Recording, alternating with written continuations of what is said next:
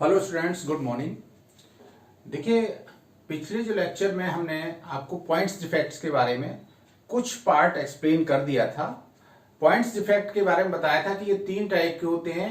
एक थे स्टोकियोमेट्रिक डिफेक्ट्स, दूसरे टाइप के बताए थे नॉन स्टोकियोमेट्रिक डिफेक्ट, और थर्ड टाइप के बताए थे आपके वो थे इम्प्योरिटी डिफेक्ट। जिसमें से फर्स्ट हमने स्टोकियोमेट्रिक डिफेक्ट के बारे में एक्सप्लेन कर दिया था कि जो स्टोकियोमेट्रिक डिफेक्ट होते हैं इनमें क्या होता है कि जो आइडियल केमिकल फार्मूला है उसके अकॉर्डिंग ही रेशियो बना रहता है डिफेक्ट होने के बावजूद भी।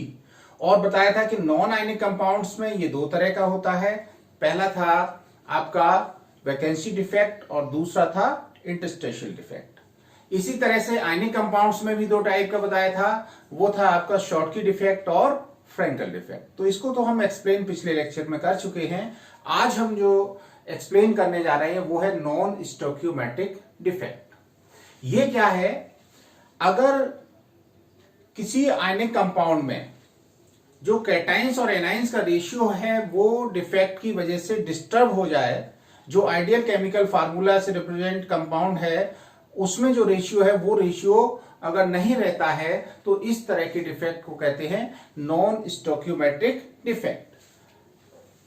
कैसे डिफाइन करेंगे? If the ratio of cation to anion gets disturb from that of an ideal chemical formula it is called non stoichiometric defect. तो जो आपका केमिकल फार्मूला है उसमें जो कंपाउंड आयंस का रेशियो है वो रेशियो अगर नहीं रहता है तो हम उसको कहेंगे नॉन स्टोकियोमेट्रिक डिफेक्ट।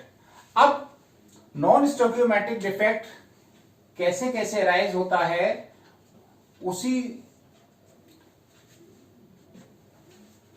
तरह से इसको हम कैटेगराइज कर सकते हैं। तो दो तरह से ये राइज होता है। एक तो है metal excess defect, metal ions axis हो जाने से ये डिफेक्ट अराइज होता है, और दूसरा होता है metal deficiency defect.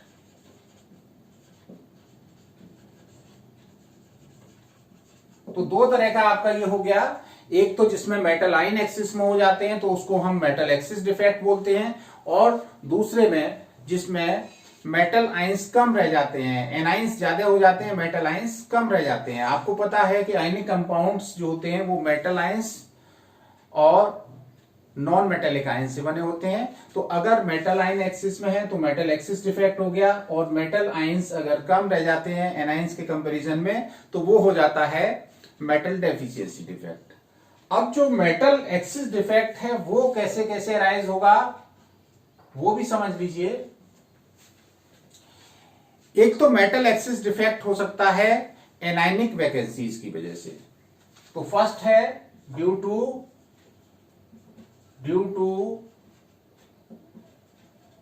Anionic vacancy.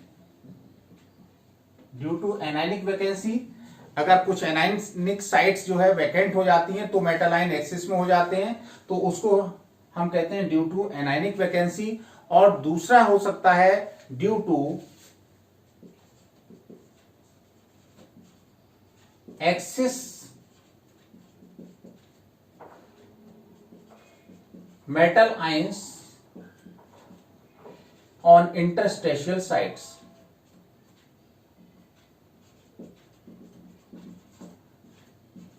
कुछ आपके मेटल एक्सिस डिफेक्ट इस वजह से भी होते हैं कि जो इंटरस्टेशियल साइट्स हैं उन साइट्स पर कुछ एक्स्ट्रा मेटल आयन आपके प्रेजेंट होते हैं।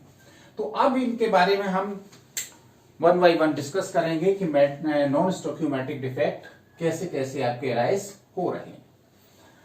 सबसे पहला है मेटल एक्सिस डिफेक्ट। हम नॉन स्टोकियोमेट्रिक डिफेक्ट में सबसे पहला डिस्कस करने जा रहे हैं कौन सा? Metal excess defect. अब मेटल एक्सिस डिफेक्ट भी दो तरह से होते हैं, हमने बताया था, ड्यू टू एनाइनिक वैकेंसी और due to extra metal ion.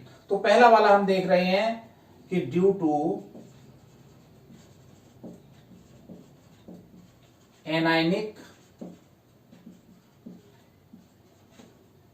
Vacancy. देखिए, अगर कोई मेटल आयंस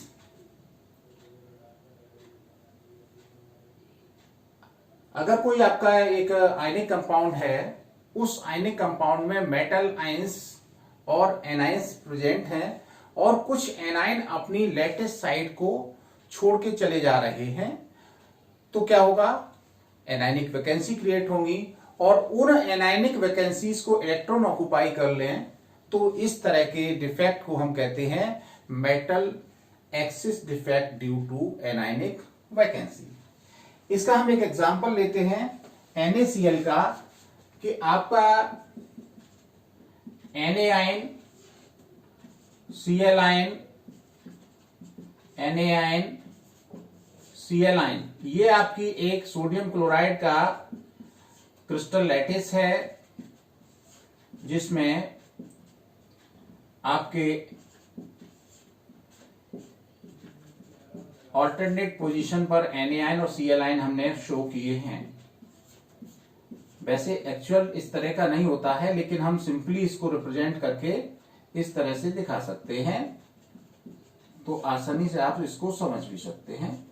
तो ये आपका एक अरेंजमेंट है आयनिक कंपाउंड का, और इस आयनिक कंपाउंड में क्या हुआ कि क्लोराइड आयन किसी वजह से, वजह बाद में बताएंगे, किसी वजह से यहां से मिस कर रहे हैं और इस मिसिंग प्लेस पर क्या आ गए हैं? इलेक्ट्रॉन्स आ गए हैं। तो इलेक्ट्रॉन कहां ट्रैप हो गए? Electron trapped in anionic vacancy. तो इस तरह के डिफेक्ट को हम क्या कहते हैं?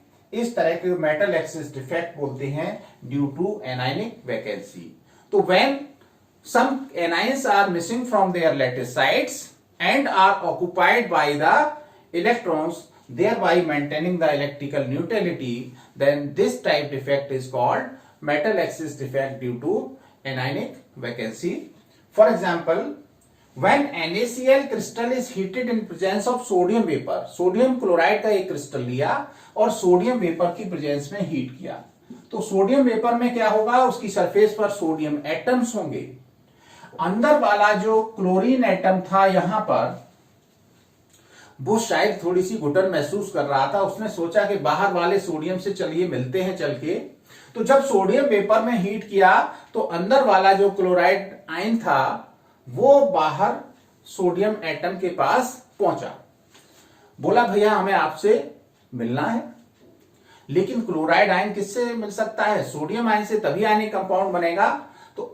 तो ये कहा, सोडियम के सामने शर्त क्या रखी? भाई आप अपना इलेक्ट्रॉन लूज करिए तब हम आपसे मिलेंगे। सोडियम भी तैयार बैठा था, उसने क्या किया? तुरंत अपना इलेक्ट्रॉन लूज किया और लूज करने के बाद सोडियम आयन में कन्वर्ट हुआ और सोडियम आयन और क्लोराइड आयन का मेल मिलाप हो गया और सोडियम क्लोराइड क्रिस्टल आपका फॉर्मेशन हो गया।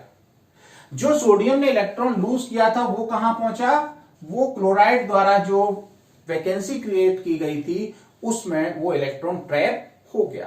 तो इस तरह से ये आपका इलेक्ट्रॉन एनायनिक वैकेंसी पर ट्रैप हो जाते हैं और इनको हम कहते हैं एफ सेंटर्स। क्या कहते हैं? F centre. एफ सेंटर क्यों कहते हैं? एफ सेंटर एक जर्मन वर्ड है, फर्व सेंटर, उससे बना है। इसका मतलब होता है कलर सेंटर। ये इलेक्ट्रॉन जब एनायनिक वैकेंसीज पर ट्रैप हो जाते हैं तो इनको एक स्पेसिफिक कलर आता है और उस स्पेसिफिक कलर आ जाने की वजह से ही इनको एफ सेंटर कहा जाता है। तो आपकी NaCl है, NaCl को सोडियम वेपर में हीट करने से कैसा कलर मिल जाता है? येलो कलर मिल जाता है। ऐसे ही अगर LiCl को लिथियम वेपर्स में हीट किया जाए तो इनको पिंक कलर मिल जाता है। KCl को वॉयलेट कलर मिल जाता है। तो एक स्पेसिफिक कलर उस क्रिस्टल को ये देते हैं, इस वजह से एफ सेंटर्स क्रिएट होते हैं। तो ये है आपका metal excess defect due to anionic vacancy और इसी में एक नई बात आ गई हमारी, एफ सेंटर्स। तो ये एफ सेंटर क्या हैं, इनको भी आप समझ लें कि जो एनायनिक वैकेंसी हैं वो इलेक्ट्रॉन द्वारा ट्रैप कर ली गई हैं, उन्हीं को हम क्या कहते हैं, एफ सेंटर्स बोलते हैं। तो द एनायनिक वैकेंसीज डिफाइन कैसे करेंगे, the anionic vacancies trapped by unpaired electrons are called F centers। तो F सेंटर आप समझ गए होंगे, बहुत ही इंपॉर्टेंट है टॉपिक ये F सेंटर वाला। व्हाट आर F सेंटर्स, तो जो एनायनिक वैकेंसीज होती हैं और वो एनायनिक वैकेंसी जब इलेक्ट्रॉन ट्रैप कर लेते हैं तो उस ट्रैपिंग की वजह से उस क्रिस्टलाइन सब्सटेंस को एक स्पेसिफिक कलर आ जाता है, जिनको हम कहते हैं एफ सेंटर। और हमने बताया एक जर्मन वर्ड है फर्व जेंटर, उससे मिलकर ये बना हुआ है। तो दिस इज एफ सेंटर, और एफ सेंटर की वजह से ही ये स्पेसिफिक कलर आते हैं। तो ये तो बात रही metal excess defect, anionic vacancies की वजह से जो क्रिएट हो रहे हैं वो, और एफ सेंटर क्या है। अब इस डिफेक्ट के संबंध में कुछ इंपॉर्टेंट पॉइंट हैं, वो नोट कर लीजिए। पहली बात कि जो कलर आता है वो कलर क्यों आता है, कलर आने का रीजन क्या है। देखिए जो इलेक्ट्रॉन हैं वो क्या करते हैं, इलेक्ट्रॉन जो आपके हैं वो अपने आसपास के एटमॉस्फेयर से, है ना, एक स्पेसिफिक वेवलेंथ वाली एनर्जी को या लाइट को एब्जॉर्ब करते हैं, और उसका जो कंप्लीमेंट्री लाइट होता है उसको ये इमिट करते हैं, जिसकी वजह से वो कलर शो करते हैं। तो कलर किसकी वजह से है, इलेक्ट्रॉन के एक्साइटेशन की वजह से है, जो कि एक स्पेसिफिक वेवलेंथ वाली एनर्जी को एब्जॉर्ब करके एक्साइट होता है। तो पहला पॉइंट यही है, colour is due to excitation of electron by absorbing energy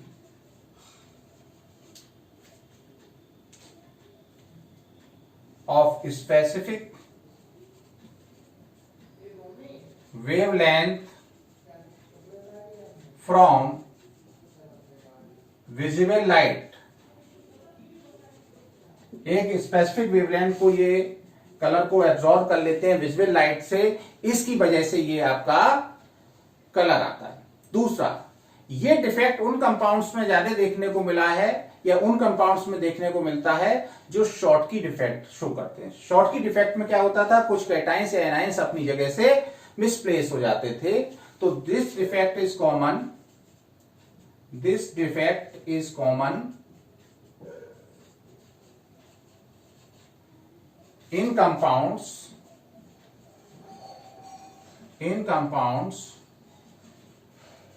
showing Schottky defect, Schottky defect. तो ये जो आपका डिफेक्ट किनमें देखने को मिला, उन कंपाउंड्स में देखने को मिला जो शॉर्टकी डिफेक्ट शो करते थे। तीसरी बात, जितने एफ सेंटर ज्यादा बनेंगे कलर की इंटेंसिटी उतनी ही ज्यादा होगी। ज्यादा इंटेंस आपके जैसे इनिशियल में ज्यादा एफ सेंटर बन रहे हैं तो येलो कलर की इंटेंसिटी ज्यादा देखने को मिलेगी। तो greater F centres, greater intensity of colour, जितना ज्यादा एफ सेंटर बनेंगे उतनी ही ज्यादा इंटेंसिटी कलर की देखने को मिलेगी। और एक लास्ट पॉइंट वो ये है कि इस डिफेक्ट की वजह से क्रिस्टल की डेंसिटी कम हो जाती है, क्योंकि यहां पर कुछ एनाइंस जो है मिस कर रहे होते हैं, तो इस वजह से डेंसिटी कम हो जाती है। तो लास्ट पॉइंट है the density of crystal decreases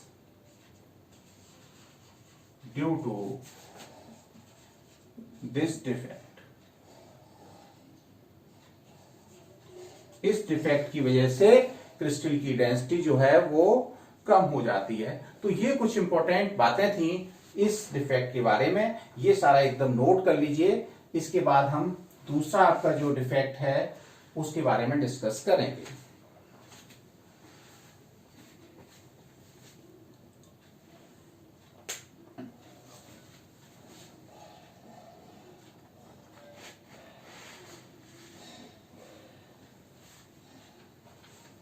चलिए देखिए, आपने नोट कर लिया होगा।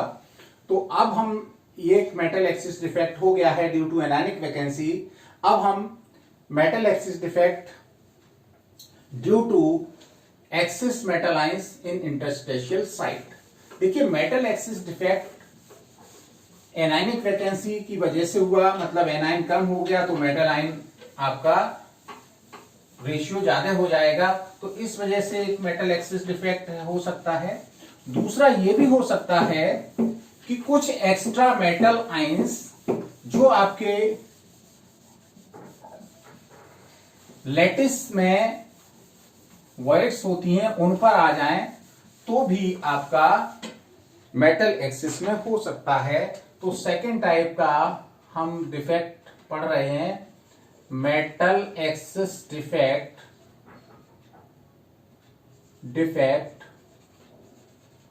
Due to excess metal ions on interstitial sites।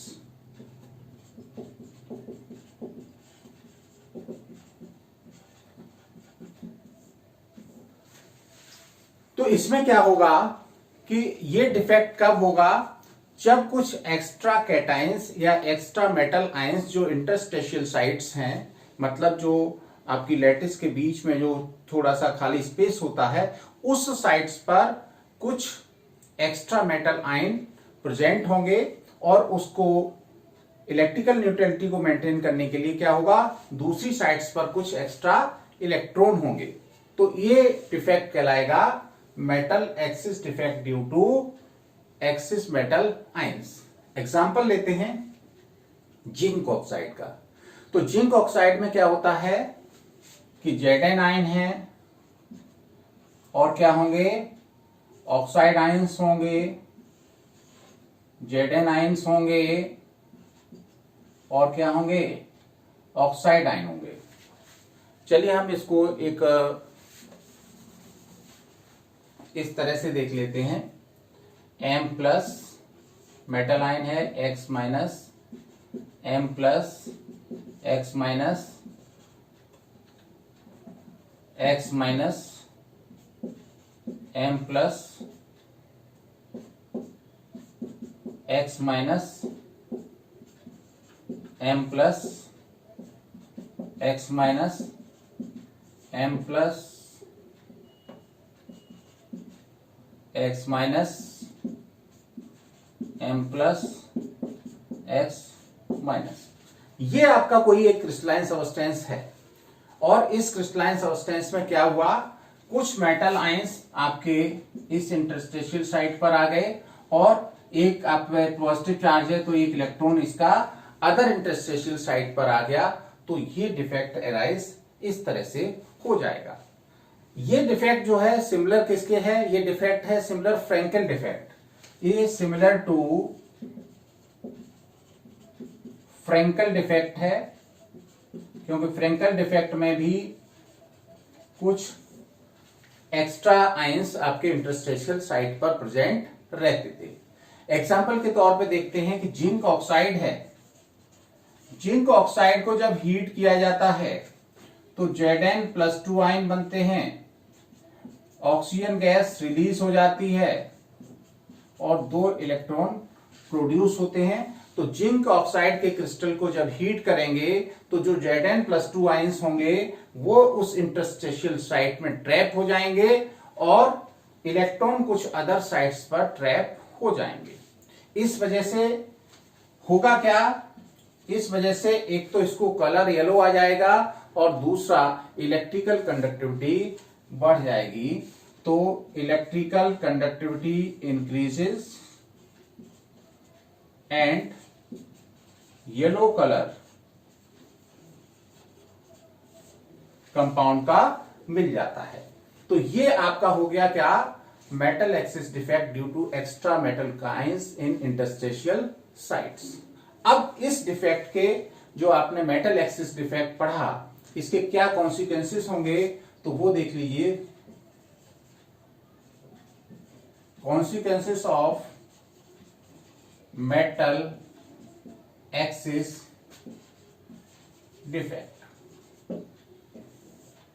पहला,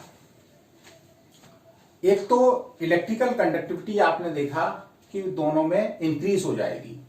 क्यों हो जाएगी कि दोनों में आपके कुछ इलेक्ट्रॉन जो है वो फ्री अवेलेबल हैं और उन फ्री इलेक्ट्रॉन्स की वजह से ये इलेक्ट्रिक कंडक्टेंस शो करेंगे, और चूंकि इलेक्ट्रॉन की वजह से इलेक्ट्रिक कंडक्टेंस शो करेंगे इसलिए इनको हम एन टाइप कंडक्टर बोलेंगे। आपको बताया था कि अगर आगे बताएंगे, अभी तो नहीं बताया है, एन टाइप और पी टाइप सेमीकंडक्टर्स होते हैं। तो एन टाइप कंडक्टर कब बनते हैं, जब इलेक्ट्रॉन्स के द्वारा जो है एक्स्ट्रा इलेक्ट्रॉन्स जो है वो इलेक्ट्रिसिटी का किसी कंपाउंड में कंडक्शन करते हैं। तो extra electrical conductivity due to presence of unpaired electron. Unpaired electron की वजह से, प्रेजेंस होने की वजह से ये इलेक्ट्रिकल कंडक्टिविटी शो करते हैं। और इस टाइप का जो कंडक्शन होता है एन टाइप कंडक्टर, ये किस तरह के कंडक्टर बनते हैं, एन टाइप कंडक्टर बनते हैं। दूसरा, जब आपके अनपेयर्ड इलेक्ट्रॉन अवेलेबल होते हैं तो ये पैरामैग्नेटिज्म शो करते हैं। तो ये कंपाउंड कैसे हो जाते हैं, बिकम्स पैरामैग्नेटिक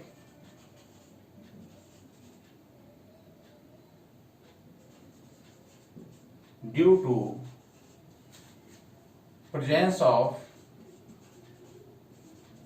अनपेयर्ड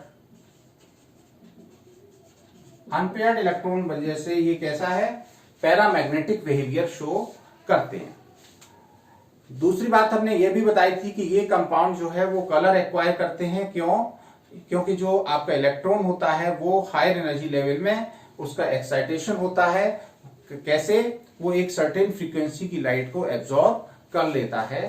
तो कंपाउंड्स कलर एक्वायर करते हैं, compounds acquire colour due to excitation of electron by absorbing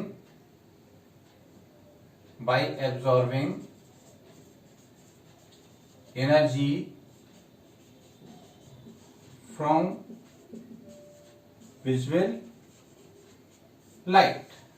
तो इस तरह से ये कुछ इंपॉर्टेंट पॉइंट थे कि ये जो है कलर क्यों शो करते हैं, पैरामैग्नेटिज्म क्यों शो करते हैं और किस तरह के ये कंडक्टर बन जाते हैं। तो आपको हमने मेटल एक्सिस के बारे में बताया, मेटल एक्सिस डिफेक्ट कैसे कैसे राइज होगा। एक तो एनायनिक वैकेंसी क्रिएट होने की वजह से, और दूसरा मेटल एक्सिस डिफेक्ट था extra metal ions present at some interstitial sites.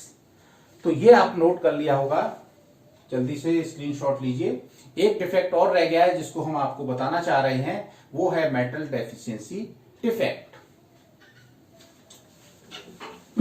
तो देखिए दूसरे टाइप का जो डिफेक्ट हमारा था मेटल डेफिशिएंसी डिफेक्ट, उसको और हम डिस्कस कर लेते हैं कि व्हाट इज दिस। अभी तो हमने पहले टाइप का जो डिफेक्ट था मेटल एक्सिस डिफेक्ट, उसके बारे में हमने डिस्कस किया।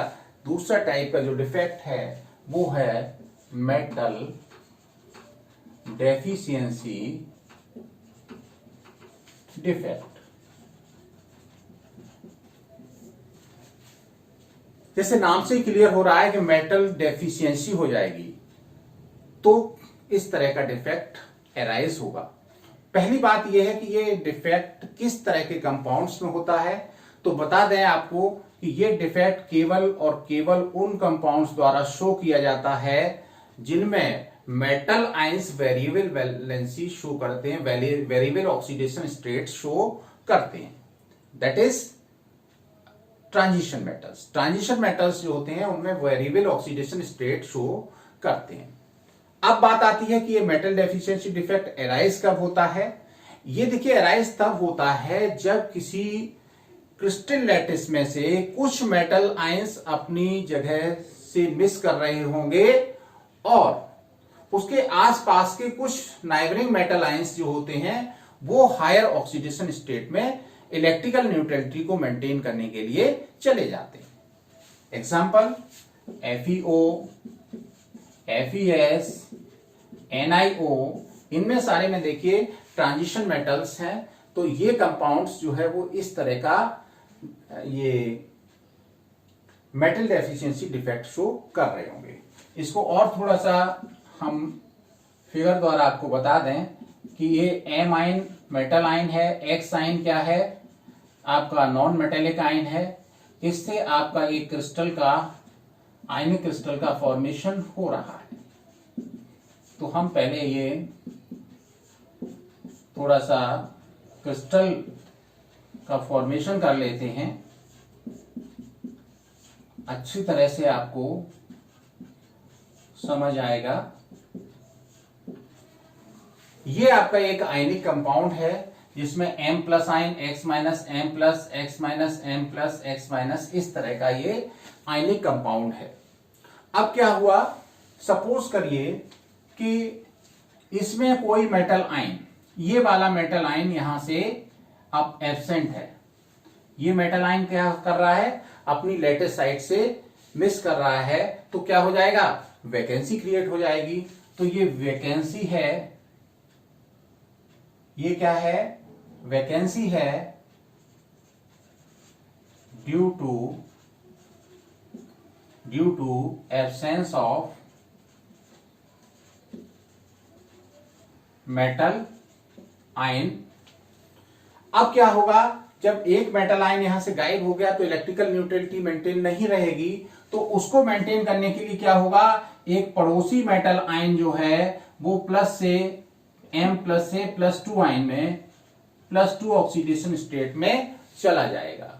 तो ये क्या हुआ, ये एक कैटाइन है, एक cation in higher oxidation state. तो एक मेटल आयन यहां पे गायब है, तो उसकी वैलेंसी को पूरा करने के लिए दूसरा मेटल आयन आपका हायर ऑक्सीडेशन स्टेट में चला जाता है। जैसे आपका FeO है, तो FeO कभी भी इस रेशियो में कंपाउंड का फॉर्मेशन नहीं करता है। इसका जनरल फार्मूला 0.95O ये होता है। क्यों होता है,